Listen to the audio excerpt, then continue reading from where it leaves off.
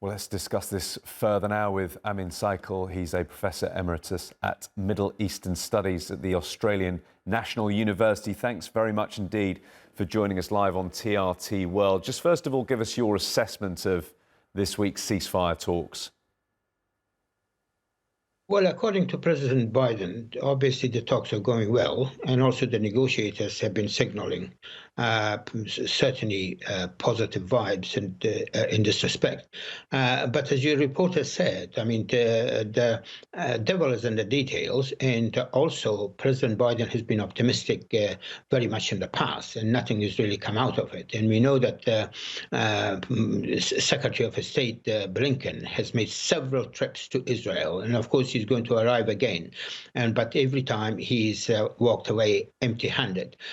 So I think at this stage one has to be very cautious whether this deal will come through, and at the same time nothing is really going to happen until next week. In the meantime, Israel is continuing its operations in Gaza and still moving the people of Gaza from one spot to another spot, and making life even more miserable than they have experienced so far.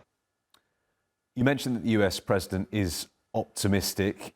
Is he right to be, or, as Mohammed pointed out, are there still really lots of questions to be addressed, ironed out at the moment? I think a lot of questions have to be ironed out, and I think that is what's really going to depend on the speed of the responses, particularly from Prime Minister Netanyahu.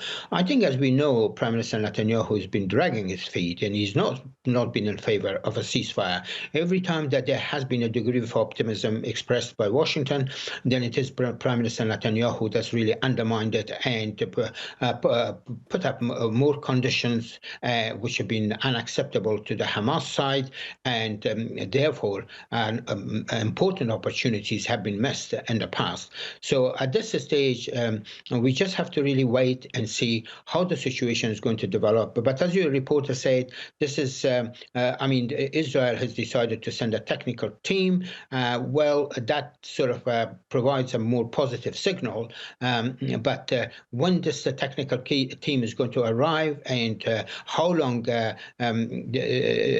process of the negotiation to the point of an agreement will last. Again, Israel will continue its operations in Gaza.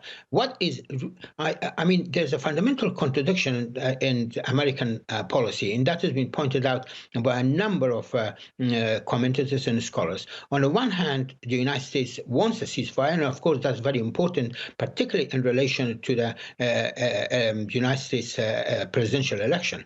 On the other, it is also pouring in arms into Israel, which basically enables Prime Minister Netanyahu to continue the fight, continue the war.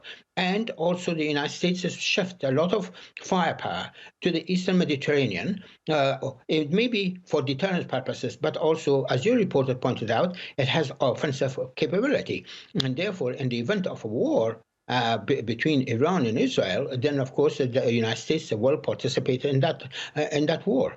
I mean, at the moment there is only one other factor which is putting a great deal of pressure on Washington as well as on the warring parties in Gaza.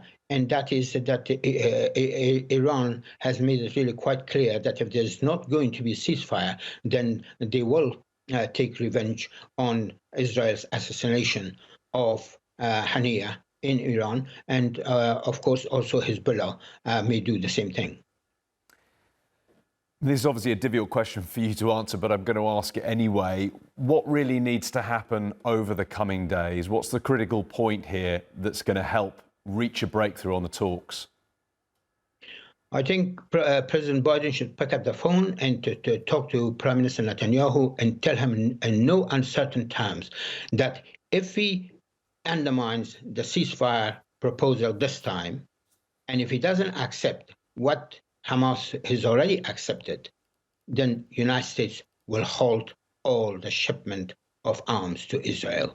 That is the only way that they can put enormous pressure on Prime Minister Netanyahu to come to the negotiating table and conclude this agreement as soon as possible. Amin Saikal, we appreciate your time. Thanks very much for joining us. My pleasure.